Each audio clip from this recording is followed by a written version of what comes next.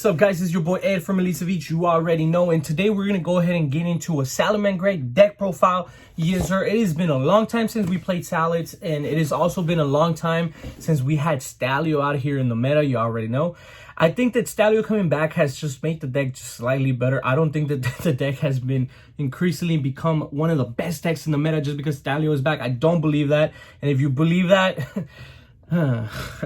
but I think that Salads are a good deck because they're consistent enough to be able to play in the meta. So consistent enough to be able to play, but I don't think that they are consistently better or consistently too good to be the best deck in the meta or one of the top 3 best decks. Of course, I do think that this meta is going to be ran by a bunch of rogue decks and a bunch of decks that are just going to be doing well and then being carried as in like the meta actual itself by like Shaquille Invokes and or Dryton. I think Tri-Brigades are kind of taking a step back for the moment, you know, because of the Sue hit or whatever. But we're going to go ahead and go see this deck profile that I've been working with. And I think the deck is actually quite good. I think that it's going to be good enough to be able to top a locals or 2. That's it. Let's go ahead and get into it. All right, so I normally do go to locals maybe somewhere 2 to 3 times a week, and I actually have 4 different locals here in Houston, so I can actually try out different side decks in every locals if I wanted to. So that's why we're not going to talk about side decks today, but we're only going to talk about the main and the extra deck. Starting off with Gazelle, you already know this is the best monster in the deck. Sometimes banishing this off of Desires does not mean that it's the end of the deck. The decks still consistently do well, and then just go ahead and continue link climbing and do its thing. 2 Foxies, I think 2 Foxies are more than fair, more than enough for the deck, and I think it does really well. It's a good normal summon, and of course if you bring back Spinny, which we played 3 Spinnies, and you special summon Spinny, then you have the ability to get into your Mirage Stallio yet again. Mirage Stallio being a monster that, of course, had been banned for a while. I didn't agree for Mirage Stallio to originally get hit, and then it coming back now, I'm just like, okay, whatever, like, it could be back. I don't think that it really makes the deck too much better to where, like, oh, it's going to be topping, like, big events. I think it'll do well in top 32, top 36, but you're probably the most success you're probably going to get with this deck is going to be like a couple of good events and then maybe a couple of good locals. That's just my personal opinion about it. Continuing with 2 Jaguars. I like Jaguar. I think it's a good monster. Just being able to bounce a card back into your extra deck that you might be able to need to be able to reuse, because yes, this deck does kind of grind a little bit, but you already know. We're gonna go ahead and continue. 2 Foul and 1 Falco. I don't have an Ultra Falco right now, but I was able to get my hands on 2 Fouls. I think Foul is too busted, and people actually don't ever give it enough credit or don't ever consider about playing this card enough to where like they realize that how busted this card is. Honestly, being able to Abyss Dweller your opponent and or Baguska your opponent, it's too busted, and then this helps you get it out even quicker than usual. Buffalo, I don't like Debug because I think Debug just gets hit too much, as in like people try to stop it as much as possible. 3 Parallel Exceeds. If I had higher rarities, I would, but I mean, like, for now, the Euro Prince will help. I think these are the best. Let me check. Yeah, I think these are the best monsters that you can play at the best ratios you can. I've thought about bumping this up to 3. Currently, I'm chilling with 2. I've been trying it out here and there and try to like go in and out on it with the online gamings that I do, because every now and then I'll hop up on my computer and just play online with some people. But these are the ratios that work for me. If the ratios don't work for you, that's perfectly fine. It's just the way that I play and what makes the way that I play easier. Let's go ahead and continue. 2 Effect Veilers. I like Effect Veiler. I think it's a good card.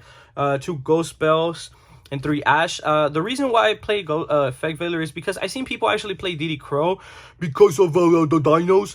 I don't see a lot of dino plays, honestly. I don't see a lot of people playing dinos currently.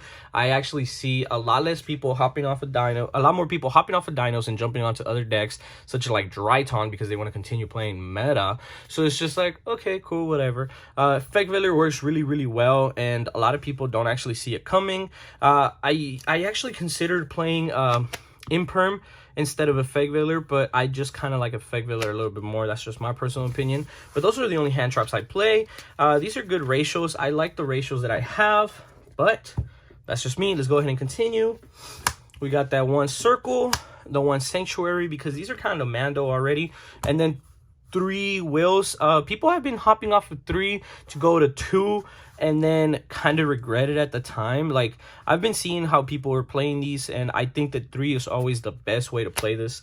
Let's go ahead and continue with 3, Signing Mining. Of course, Signing Mining being one of the best cards, one of your best starters, because if you have a Salad monster, you just discard that, and then you automatically add Gazelle and special summon Gazelle, and then dump Woods Gazelle.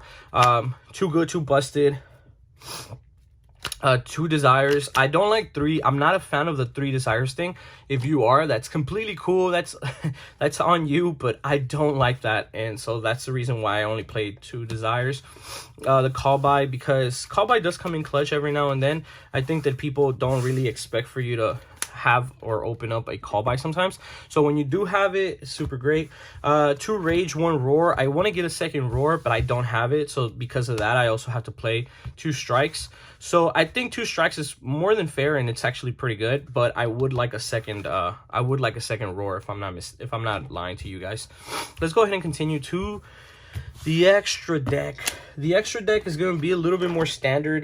This is the stuff that people should be kind of always playing with.